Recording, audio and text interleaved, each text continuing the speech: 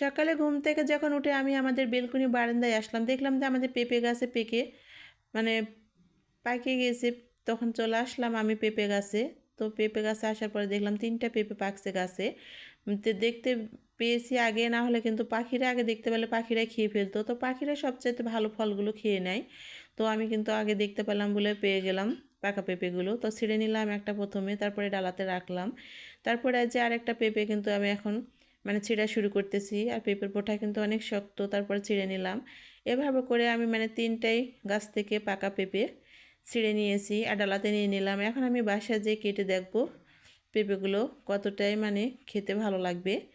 তারপরে বাসায় আসার পরে যে পেঁপেটা আমি কাটা শুরু করে দিলাম, যেহেতু নিজেদের হাতের গাছের পাকা পেঁপে খেতে অনেকটাই মজাদার হবে। তারপরে যে কাটলাম, কাটার পরে দেখতেছি যে পেঁপের ভিতরে কিন্তু একটাও বিচি নাই। তো যাই হোক, না থাক, কিন্তু পেঁপের এখন চোচা ছিল, আমি কিন্তু লম্বা স্লাইস করে কেটে নেব। তো পেঁপের চোচাগুলো আমি কিন্তু ছেলে নিয়েছি, নেওয়ার পরে যে লম্বা লম্বা স্লাইস করে কেটে নিয়েছি। তো মাশাআল্লাহ অনেক সুন্দর পেঁপে। আর আমাদের গাছের পেঁপে কিন্তু খেতে অনেকটাই মিষ্টি। তো আমরা কিন্তু আজকে সকালে তাহলে নিজেদের গাছের পেঁপে যেহেতু পাকছে খাওয়া শুরু করব। এরপরে 2টা পেঁপে কিন্তু আমি রেখে দিয়েছি পরে খাবো বলে, একটা পেঁপে কাটলাম প্রথমে। তো একটা খাওয়া শেষ করব আজকে, তার 2টা পেঁপে যে রেখে দিয়েছি পরে খাওয়া হবে। ভিডিওটি এ পর্যন্ত ছিল। সবাইকে জানাই শুভ সকাল।